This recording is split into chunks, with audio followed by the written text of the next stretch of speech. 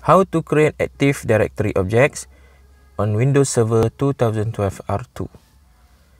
Jadi di akhir amali ini, penghujung video ini, kita akan dapat Active Directory object seperti berikutlah. Kita ada group account, user accounts dan juga organizational unit. Untuk penonton yang sedang belajar Active Directory ini, make sure tonton video ini sehingga ke penghujung.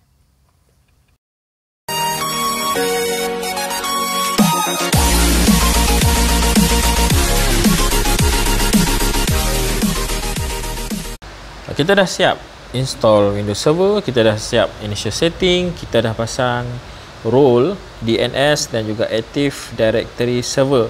Jadi langkah seterusnya, kita akan buat Active Directory object, kita akan create. Sebenarnya ada 4 Active Directory object yang akan terlibat dalam keseluruhan amal ini. Cuma dalam video ini saya akan cover 3 saja.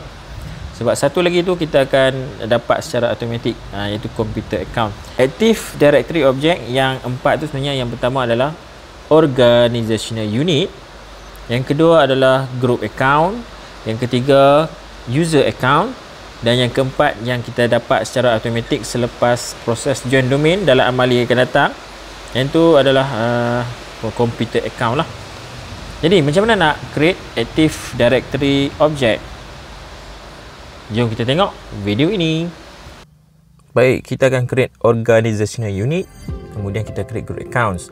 User account kita akan create selepas kita siap dua benda ni lah. OU kita akan buat staff.my dan hardware.my, manakala group account, human resource, technical support, dua group account ni kita create di dalam OU staff.my. Untuk OU, kedua-duanya kita akan create di dalam domain. Macam mana nak buat? Okey, kita buka dulu Windows Server. Make sure kita dah buka Windows Server, pasal mesti running, dah on, dah masuk ke Server Manager. Client kita shutdown dulu supaya kita punya VM laju lah, taklah lekat lagi sikit kan. Okay, sekarang ni kita dalam Server Manager dalam Windows Server 2012 R2. Kita cari dekat sini ya. Syarat dia mesti kita dah selesai dah. ADDS kita dah install, kita dah promote jadi domain controller, manakala makna kata DNS kita dah ada lah kan. Baru kita boleh create Active Directory object, Active Directory objects. Okey, sekarang ni nak create dia, kita tekan tools, kemudian kita cari Active Directory users and computers, klik kat situ. Itu konsol dia lah, Active Directory users and computer. Okey, maximize, bagi besar sikit, nampak lah. Kita pasal ada domain kita, dia.my.ny, yang itu adalah domain ya. Dalam siri video ni saya guna domain kita tu, expand lah, klik dekat tepi tu, bagi dia keluar anak-anak dia di bawah tu.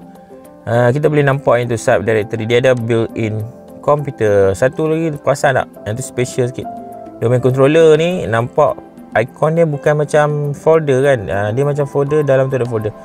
Yang tu adalah OU ikon untuk OU. Ada kita punya server lah, .my01, kemudian di bawah sekali ada folder user. Itu kita punya memang by default user account dan juga group account yang Windows Server buat.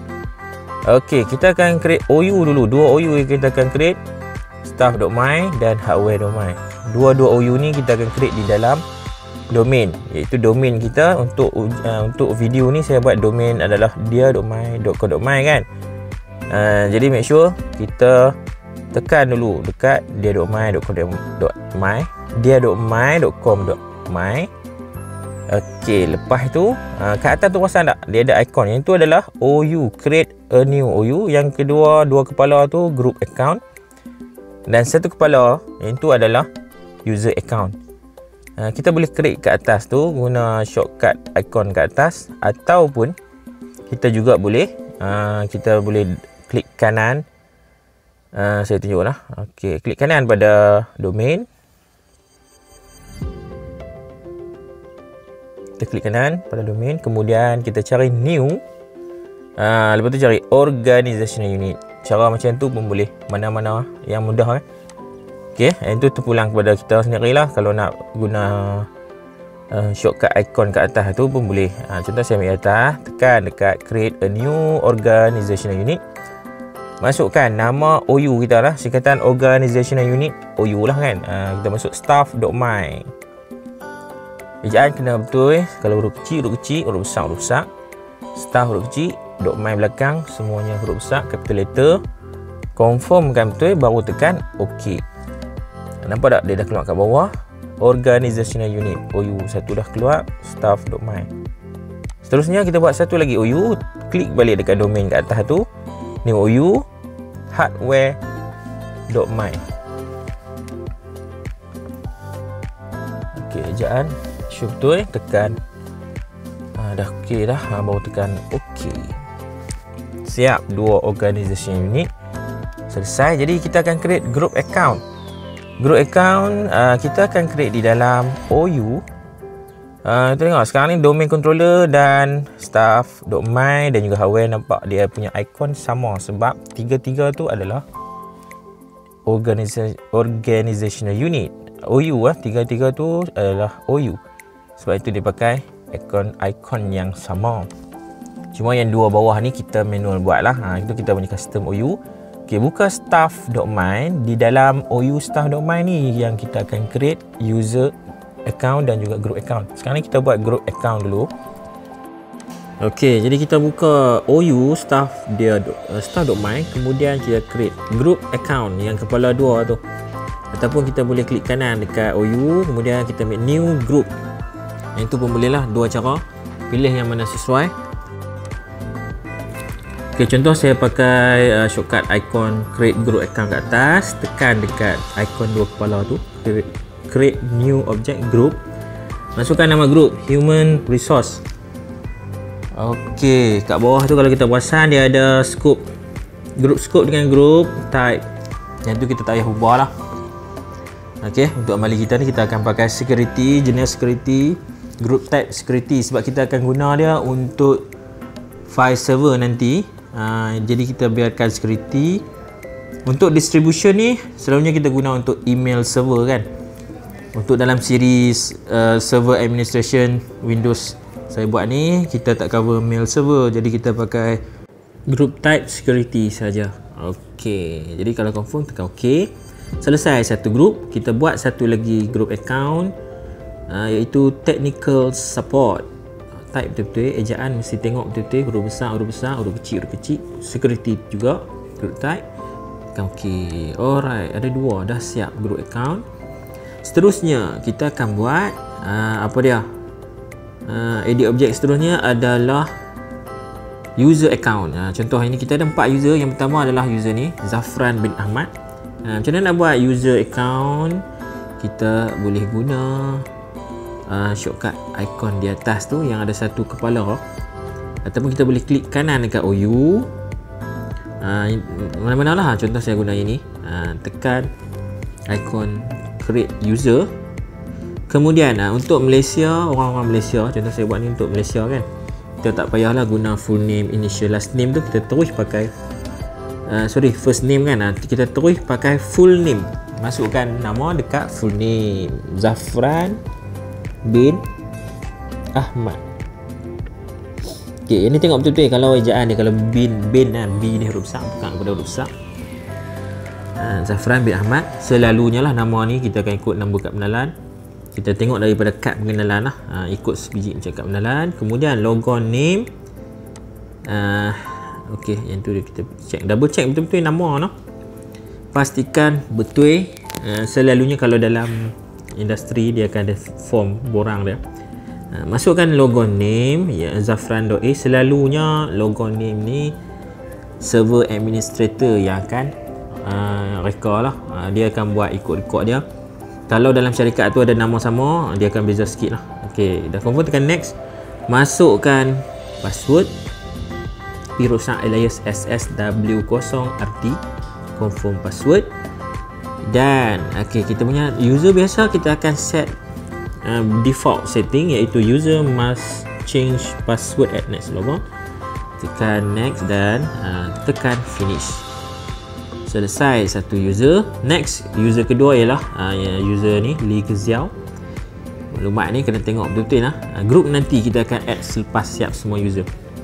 User kedua buat macam sama macam tadi, cara dia kita tekan ikon satu kepala tu kat atas, kemudian kita masukkan maklumat user, full name Li Keziao, logon name ge.ziao.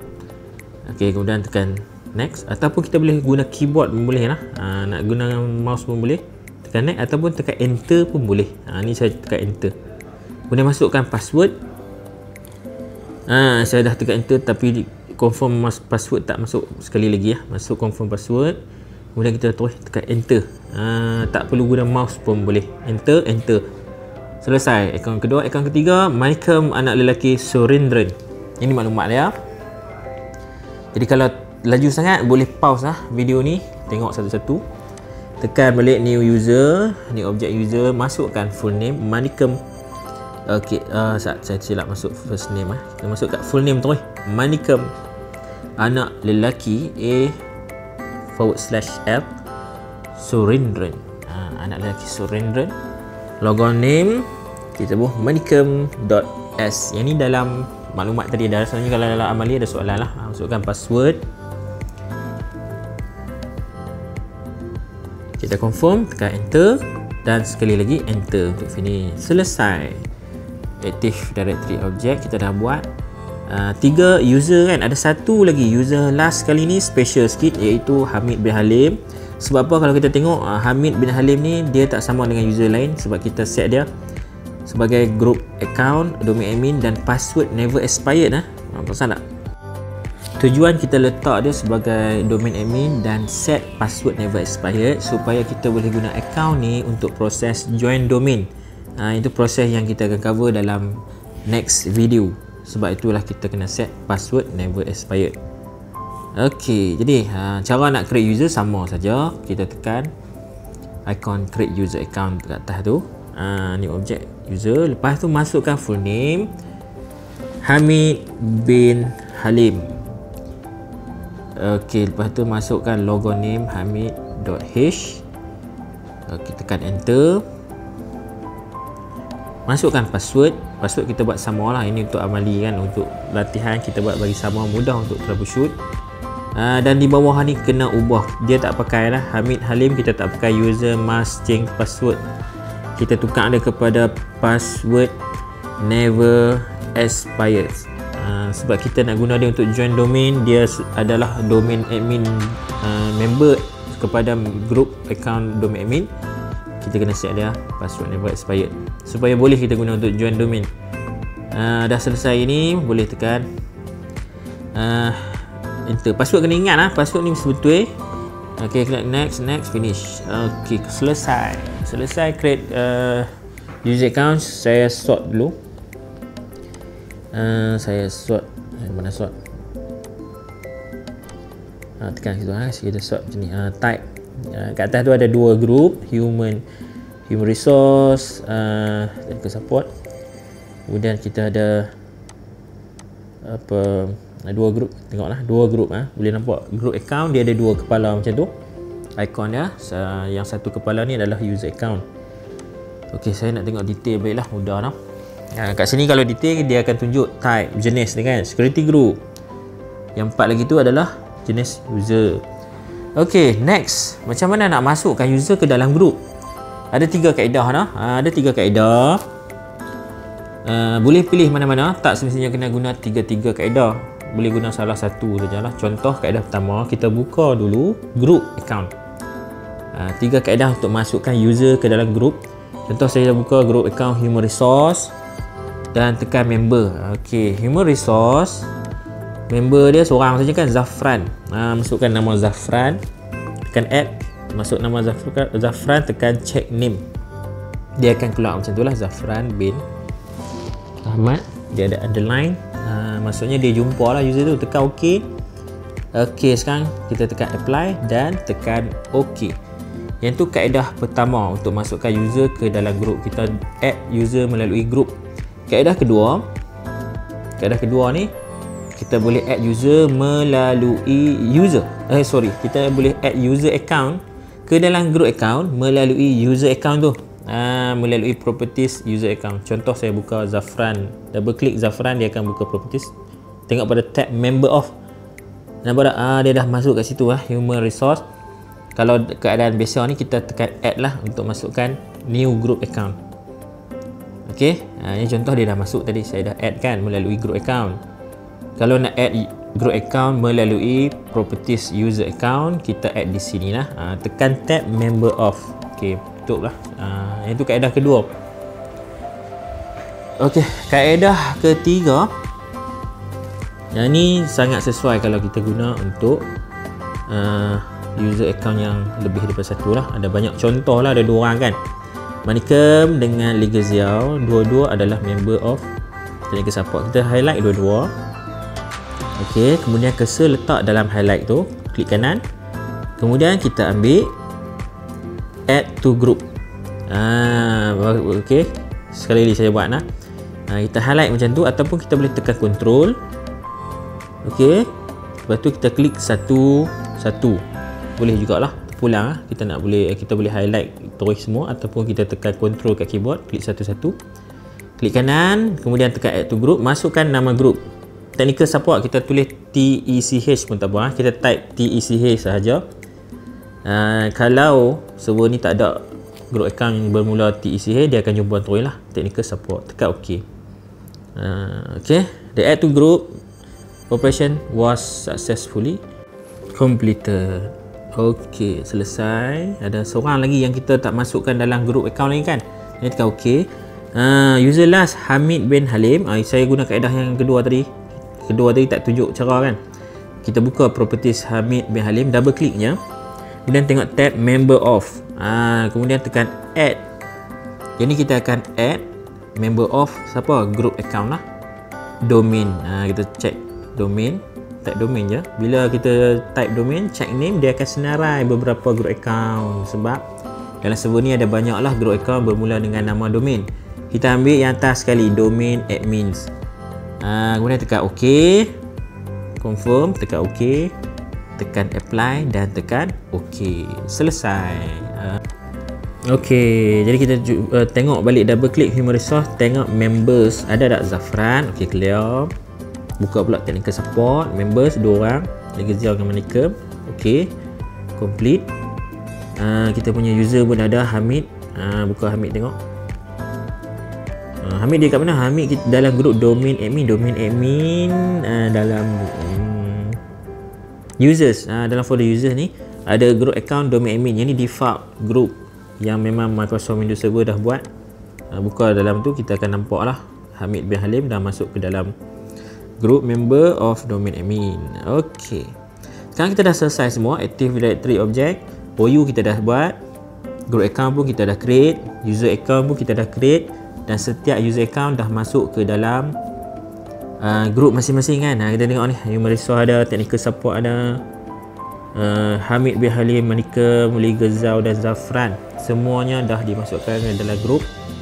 Selesai amali ini, jadi next amali kita akan buat DHCP role, installation DHCP role. Terima kasih kerana menonton. Assalamualaikum, bye bye.